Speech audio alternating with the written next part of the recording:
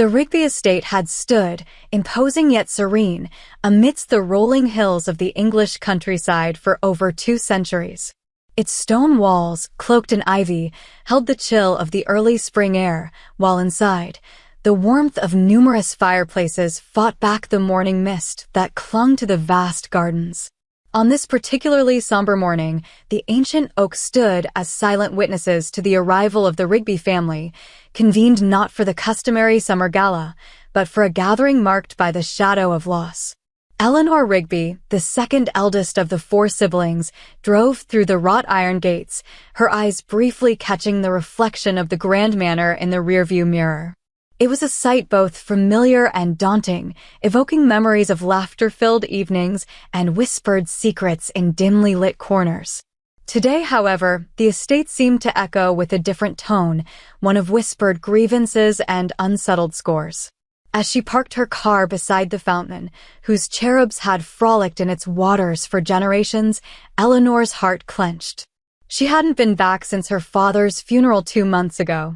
Stepping out, Eleanor adjusted her coat against the brisk wind, her mind racing through the possible scenarios that might unfold today. Her brother Charles, ever the opportunist, had been unusually silent since their father's passing. That silence spoke volumes to Eleanor. It was the calm before a storm she knew she must weather.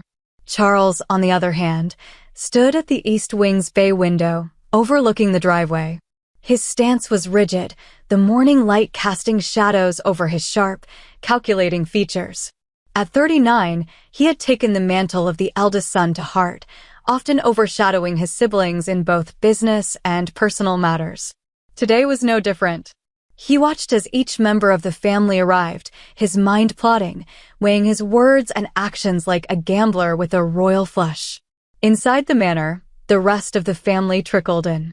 The air was thick with the scent of old wood and lavender polish, the grand hallway adorned with portraits of Rigby's past, their stern gazes surveying the new generation.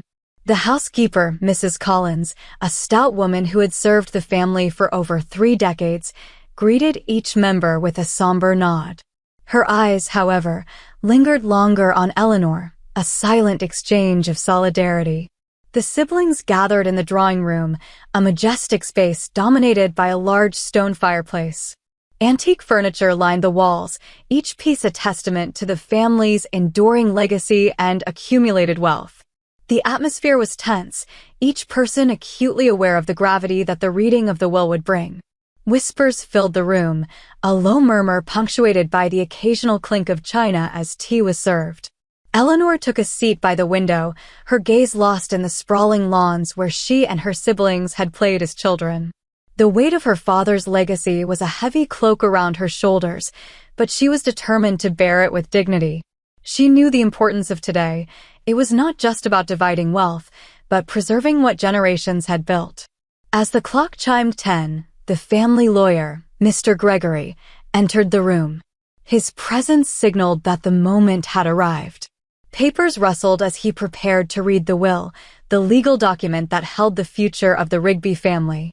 Eleanor straightened, her eyes meeting Charles's for a brief, electric moment. The battle lines were drawn, and as the first words of the will echoed through the room, the storm began to break. The grand drawing room of the Rigby estate was steeped in the quiet tension of anticipation as Mr. Gregory, the family solicitor, cleared his throat. The heavy curtains were drawn, casting the room into a respectful gloom, befitting the solemnity of the occasion. Each member of the Rigby family sat rigidly, their expressions a mask of stoic calm or thinly veiled anxiety. "Thank you all for gathering here today," Mr. Gregory began, his voice resonant against the high ceilings adorned with intricate plasterwork. "As you are aware, we are here to read the last will and testament of Mr. Alastair Rigby, deceased these past 2 months. He adjusted his glasses, the legal documents in his hands a tangible echo of finality. Charles sat forward, his eyes sharp and calculating. Eleanor, maintaining a composed exterior, felt her heart beat with a mix of dread and resolve. The younger siblings, Margaret and James, looked on, visibly nervous about the implications of the will on their futures. Mr. Gregory unfolded the will, the paper rustling softly in the quiet room. I, Alastair Rigby, being of sound mind and body, hereby declare this to be my last will and testament, he read. The formal words seemed to hang in the air, each one laden with the weight of finality. As to my physical and liquid assets, Mr. Gregory continued, I have made the following provisions. He paused, looking over the rim of his glasses at the family assembled before him. To my son, Charles, I bequeath the sum of £200,000, along with the Rigby flat in London. A gasp went through the room, subtle but audible. Charles's face hardened, his hands tightening into fists on his lap. It was a significant amount, yet far less than what he had expected as the eldest and once favored son. To my daughter Eleanor, Mr. Gregory read on, I bequeath the sum of £300,000 and the management of the Rigby Charitable Foundation. Eleanor's brow furrowed slightly, surprised by the responsibility and trust her father had placed in her, more so than the sum of money. And to my other children, Margaret and James, the solicitor's voice filled the room, I bequeath the remainder of my estate equally, including the shares in Rigby Enterprises and the country estate where we are currently gathered. Silence enveloped the room as the full impact of the will's contents settled over the family. Margaret and James, who had braced themselves for minimal inheritance, exchanged glances, a mix of relief and disbelief on their young faces. Charles was the first to break the silence. There must be some mistake, he said sharply, his voice cutting through the room like a knife. This cannot be my father's final wish. Mr. Gregory looked at Charles with a calm, unyielding gaze. The will was drafted according to your father's explicit instructions, he stated, his tone brooking no argument. It was witnessed by myself and my associate, and it fulfills all legal requirements.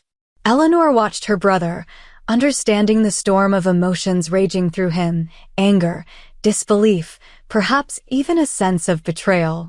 She felt a twinge of sympathy but remained silent, her own mind racing through the possibilities of what had led her father to make such a decision. As the family absorbed the shock, the room felt suddenly too small, the air too thick. Charles stood abruptly, his chair scraping harshly against the ornate wooden floor. I will contest this, he declared, his voice resolute, eyes blazing. I will not accept it. The statement hung in the air, a challenge thrown down amidst the shadows of the drawing room. The stage was set, the players aligned, and as Mr. Gregory quietly folded the will, the battle lines were drawn not just for the inheritance, but for the soul of the Rigby family itself. In the days following the will reading, the Rigby estate transformed into a silent battlefield. Charles, seething with a blend of indignation and betrayal, retreated into the dark, oak-paneled study that had once been his father's sanctuary. The room was suffused with the scent of leather and old books, a testament to generations of Rigby men who had brooded over family legacies. Charles, however, was not lost in contemplation, but in calculation. His eyes, usually so commanding and sure, now flickered with the flame of desperation as he plotted his next moves. Eleanor, meanwhile, assumed the role of the calm after the storm. She moved through the halls of the estate with a serene grace, her mind as active as Charles's, but focused on preservation rather than conquest. Her conversations with the younger siblings, Margaret and James, were filled with reassurances and strategic advice. She knew her strength lay not just in the legal knowledge she wielded as a sword, but also in the unity of those who stood by her. As the sun dipped below the horizon one chilly evening, Charles summoned his allies to the study. Among them were his closest confidants from within the family business, men and women who had much to gain from his continued ascendancy. The golden glow of the desk lamp cast long shadows as Charles laid out his strategy. This will is not just unfair, it's irrational, Charles asserted, his voice a low growl. Our father was not in his right mind. We all know how manipulative Eleanor can be. Perhaps she influenced him more than we ever realized. His audience nodded, murmurs of agreement filling the room. They were all too aware of the stakes. Their own fortunes were indirectly tied to Charles's success. Plans were made, legal arguments drafted, and financial records subpoenaed. The night grew deep as conspiracies were woven like the tapestries that adorned the walls. Across the estate, In the conservatory where moonlight filtered through the glass roof and danced upon the orchids, Eleanor held a quieter meeting. Margaret and James sat with her, their faces illuminated by the soft light of a single lantern. They listened intently as Eleanor explained the legal implications of their father's will and the likely challenges ahead.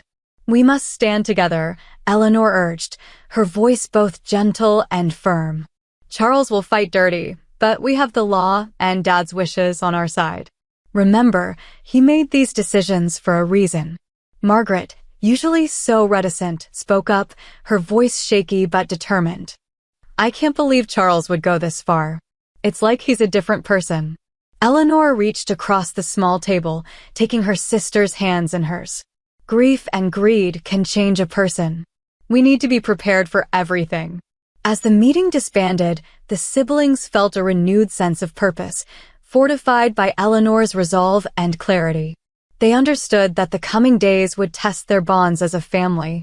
The estate, usually so staid, now thrummed with the undercurrents of impending conflict. Servants whispered in hallways, catching snippets of conversations, their loyalties as divided as the family they served. The atmosphere was charged, every glance and gesture laden with meaning. As dawn broke, casting a pale light over the dew-soaked lawns, Eleanor stood by her bedroom window, looking out over the estate. Her home, now an arena, required her to be both general and diplomat. She was ready to defend her father's last wishes, to fight for what she believed was right. But deep in her heart, a pang of sorrow lingered for the family unity that was perhaps the greatest casualty of all. Eleanor's journey through the labyrinthine hallways of the Rigby estate felt like a passage through time. Her footsteps echoed softly on the ancient wood floors, leading her to the seldom-used attic that housed the family archives. Here, amidst the musty scent of old paper and fading leather, lay the documented history of the Rigby lineage. Dust motes danced in the shafts of light that pierced the small attic windows, each speck a silent testament to the years gone by. As she rummaged through the piles of old legal documents, letters, and diaries, Eleanor sought to understand her father's mind in the days before his death. A particular leather-bound journal, embossed with her father's initials, caught her eye. Its pages, yellowed with age, contained the private thoughts of Alistair Rigby, penned in his meticulous hand. Here, amidst reflections and day-to-day musings, Eleanor hoped to find clues to the decision that had so fractured her family.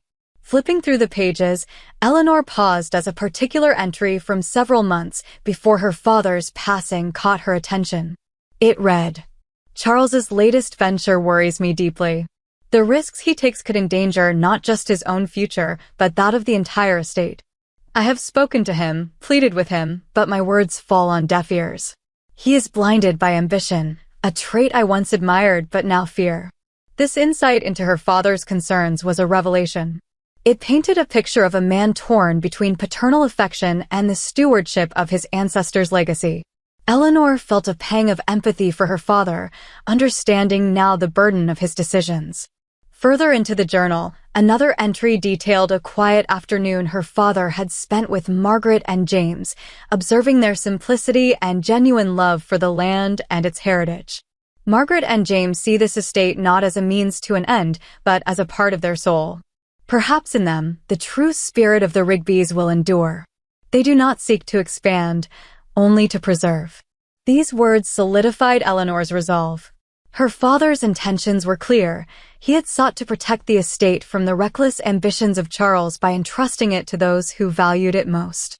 Armed with this newfound understanding, Eleanor knew what she must do next. She gathered the journal and several other pertinent documents and prepared to confront Charles. But first, she needed to share these revelations with Margaret and James. Later that day, in the quiet of the estate's old library, Eleanor met with her younger siblings. The room was a sanctuary of knowledge, its walls lined with books that had witnessed centuries of Rigby deliberations and decisions. As she relayed her father's fears and hopes, the gravity of their task became even more apparent to Margaret and James. Margaret, typically the more emotional of the siblings, was moved to tears. "He really was looking out for us, wasn't he?" she whispered, her voice thick with emotion. James, ever the pragmatist, nodded, his face set in a determined frown. We can't let Dad down. Charles needs to see reason, not just for our sake, but for the future of this estate. Eleanor closed the meeting with a call to unity. Tomorrow, I confront Charles. I'll show him Dad's words. Maybe, just maybe, he'll understand. That night, Eleanor lay awake, the journal by her bedside. The weight of her family's legacy pressed upon her, but so too did a sense of purpose. She was not just fighting for land or money, she was fighting to honor her father's last wish, to preserve the heart of the Rigby family for generations yet to come. The echoes of the past, captured in her father's handwriting, had given her a path forward, and she was ready to follow it, wherever it might lead. The morning sun cast a golden light across the Rigby estate, its rays cutting through the fog of tension that had settled over the manor. Today, Eleanor would confront Charles, armed not just with legal documents, but with the moral weight of their father's private thoughts. The library, with its towering bookcases and the scent of aged paper, would serve as the backdrop for this pivotal family meeting. Charles stood at the great window overlooking the south lawns, his posture rigid, every line of his body broadcasting defiance. The rest of the siblings had already gathered, forming a semicircle around the grand oak table that dominated the room. Margaret's hands were clasped tightly in her lap, betraying her anxiety, while James's expression was one of grim determination. As Eleanor entered, the room fell into a weighted silence. She carried herself with an air of quiet authority, her father's journal tucked under her arm like a shield. She took her place opposite Charles, laying the journal and other documents before her on the table. "Charles," she began, her voice clear and steady, "I understand your frustrations and your ambitions. But we need to consider the future of this estate and the family above all." Charles scoffed, his gaze cold. "And you think undermining my rightful inheritance protects our family?" Eleanor paused, allowing the tension to swell before she responded. "I think our father saw a potential threat to the estate's longevity and acted accordingly. He wrote extensively about his concerns." With a measured movement, Eleanor opened the journal to a marked page, sliding it across the table towards Charles. "Read this." "It's in his own words." Charles hesitated, his expression faltering as he glanced down at the open journal. The room held its breath as he read, his eyes flicking rapidly across the page. "This changes nothing," he said finally, his voice a mix of anger and something that sounded suspiciously like despair. "He was wrong." Eleanor sighed softly. "He was worried, Charles. He feared your ventures might risk more than just your own future, but that of the entire estate. This was his way of protecting it, through Margaret and James." Margaret finally spoke up, her voice small but firm. "We don't want to fight, Charles. We just want to honor Dad's wishes. Can't you see that?" Charles looked between his siblings, the hardness in his eyes battling with a dawning realization of his isolation. Eleanor watched him closely, her heart aching with a mix of sympathy and resolve. This was her brother, whom she had once admired and loved without reservation. But now, they stood on opposite sides of a chasm that seemed too wide to bridge. "It's not just about the money or the estate," James added, his tone conciliatory. "It's about us as a family. What are we, if not for each other?" Charles remained silent, his fingers drumming a soft, erratic beat on the oak table. The minutes stretched on, each one heavy with the weight of unspoken words and unresolved grievances. Finally, he stood, his chair scraping loudly against the floor. "I need to think about this," he muttered, more to himself than to anyone else, and left the room with a palpable sense of defeat. Eleanor let out a breath she hadn't realized she'd been holding. The confrontation had not yielded a clear victory, but perhaps it had ignited a spark of reflection in Charles. As she gathered the papers, her eyes lingered on the doorway through which her brother had disappeared. This family, like the estate, was weathered and worn, marked by time and trials. But it was not yet broken. As long as there was still a chance to mend the fractures, Eleanor would fight, not just for the estate, but for the heart of the Rigby family itself. The days following the confrontation were thick with a suspenseful calm that enveloped the Rigby estate like the heavy, oppressive air before a storm. Eleanor could feel the weight of uncertainty pressing upon the household, each member lost in their own thoughts and fears about the future. Charles had secluded himself in the western wing of the manor, a part of the estate he had always claimed as his personal sanctuary. Here, amid the dark wood paneling and heavy drapes that shut out the soft light of early spring, he brooded over his dwindling options. The words of his father, relayed through Eleanor and the pages of his journal, haunted him.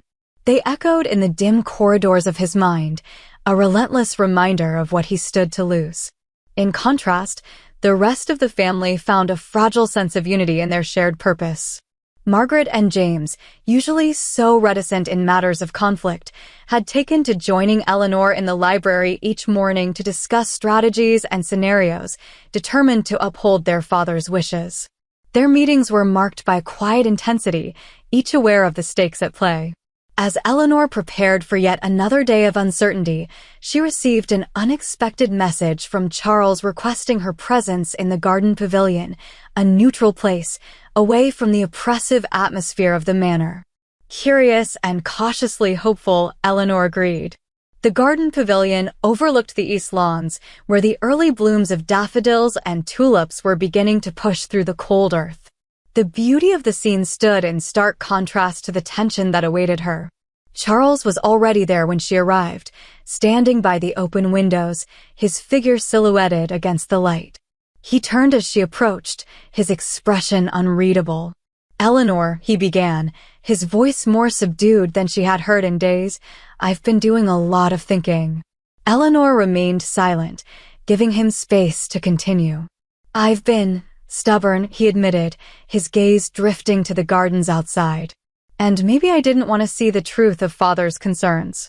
But I've looked over everything again, the accounts, the plans, his journal. I can't fight this, not without tearing apart what little is left of our family." Eleanor listened, a mixture of relief and wariness tempering her response. "So, what are you saying, Charles?" He sighed, a sound of defeat mixed with resignation. "I'm saying I won't contest the will. I'll accept Father's decision. But I want something in return." "And what's that?" Eleanor asked, her voice steady despite the quickening of her heart. "Assurance," Charles replied, turning to face her fully now. "Assurance that the estate and the business will not just be about preservation, but about progress too. I want to be involved, Eleanor, not as the head, but as a part of it. I need to know that I have a place here." Eleanor considered his words, weighing them against the myriad outcomes she had envisioned. "If you're willing to work with us, truly work with us, then yes, you have a place here. But it has to be about more than just profit, Charles. It has to be about this family's legacy." Charles nodded, the tension in his shoulders easing slightly. "I understand. And I'll try. That's all I can promise right now." It was not a perfect resolution, but it was a start, a turning point from which they could begin to rebuild. As they left the pavilion together, walking back towards the manor, the spring air felt a little lighter, a little warmer. The path ahead would be fraught with challenges, but for the first time in weeks, Eleanor felt that perhaps, just perhaps, they could face them as a family. The Rigby estate, once shrouded in the somber tones of discord, slowly began to breathe a lighter air as spring unfurled its hopeful hues across the landscape. The resolution reached between Eleanor and Charles had not immediately dispelled all the shadows, but it had opened a window, allowing the first warm breezes of reconciliation to stir the long-stagnant curtains of the manor. In the days that followed, the household witnessed a subtle transformation. Charles, having relinquished his challenge to the will, started to engage with the estate's affairs in a manner that was less commanding and more collaborative. His meetings with Eleanor and the others were no longer battlefields, but forums for genuine discussion about the future of the estate. Eleanor found herself cautiously optimistic. Watching Charles interact with Margaret and James, she felt a burgeoning hope that perhaps their family could mend the rifts that had so nearly torn them apart. Yet, she remained vigilant, aware that old habits and resentments could resurface if not carefully managed. Margaret and James, for their part, took their new responsibilities seriously. Margaret began to oversee the conservation efforts on the estate, a project that brought her immense satisfaction and allowed her to connect more deeply with the land she loved. James, interested in the business side, worked closely with Charles to learn the nuances of the family enterprises, bringing fresh ideas that were initially met with skepticism but gradually gained respect. The estate itself seemed to respond to this new era of stewardship.